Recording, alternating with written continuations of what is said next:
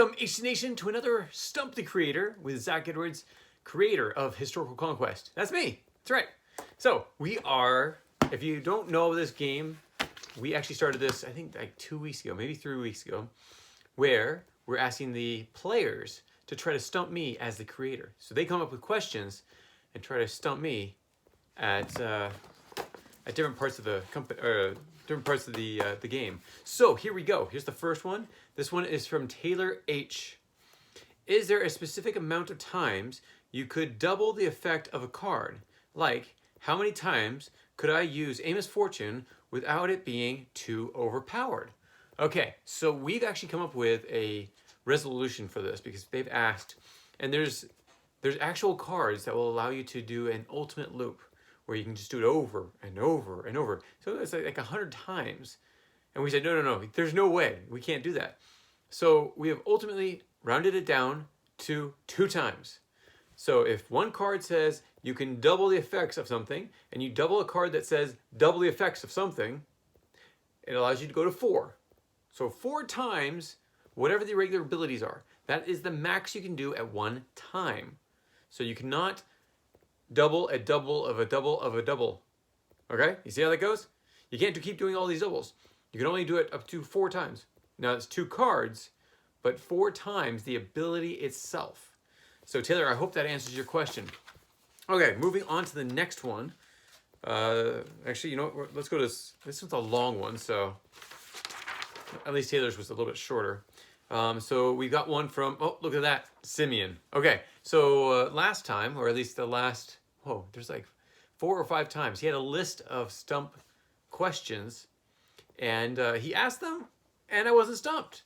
So he's trying again. So here we go. Let's try this one out. Okay. Now, some of his can get pretty darn lengthy, so let's hope that this is a little bit shorter. Okay. Simeon starts off with, can you think of playing one card while having others in your deck that could win the game? Try to answer this before reading below. Oh. For some reason, there's, I guess I'm not supposed to read below that point, maybe. Okay, can you think of playing one card while having others in your deck that could win the game? Try to answer this before reading below. Okay, so for one card, if I could play one card that could make a big difference, I would have to say it would be Amos Fortune. Amos Fortune makes it so that you can swap out multiple cards. See, he's actually right there. Amos Fortune says, with this card, you are granted the right to choose 3 character cards from your deck and swap them with those already in your battlefield. So I think when it was written, it was actually supposed to be, you're supposed to discard the ones that are in play and change them out with the ones that are in your deck. But we didn't name it, or we didn't word it that way, so ultimately, that is one of the more powerful cards. So I could see using Amos Fortune, who would allow you to bring in 3 cards from your deck. Now, at the same time, when 3 cards are in your deck, you can have basically another card. I don't remember which one it is, or actually, I think there's a few of them, where you can pull cards from your hand as well. So through that, and I know one person that does this all the time, and people get frustrated because it always happens. But he does it with his one card. He finds the cards that he wants, and boom, wins the game. So, if you're listening right now, what I'm going to do in the next tournament is take out this guy. That's right. No more Amos Fortune for this game, because I want to see if people can win without using that guy. He's the most powerful card. Now, that's not for every tournament. I mean, it's nice to have him in there and have fun with it. But at the same time, it's not nice to have someone win every single time. So if you can dig through your deck and find 3 cards that are the most powerful cards, yeah, you can almost wipe out anybody with those cards.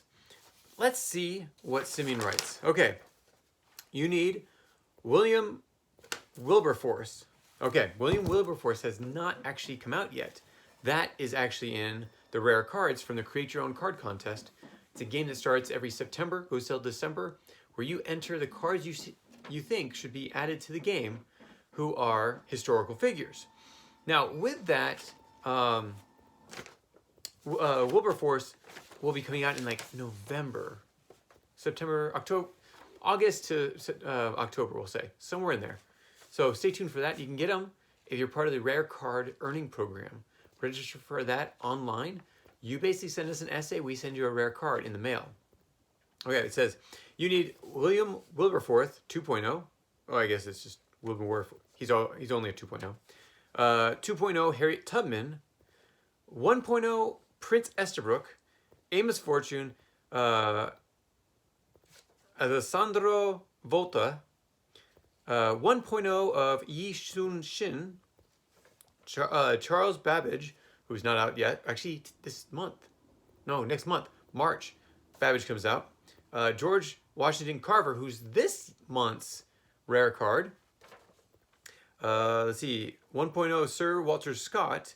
2.0 of Gutenberg Bible. Invention of ENIAC. 1.0 U.S. Constitution. Louisiana Purchase. Pneumatic Tire. Sir Henry Bessemer. Venerable Bede. And Tokyo Rose.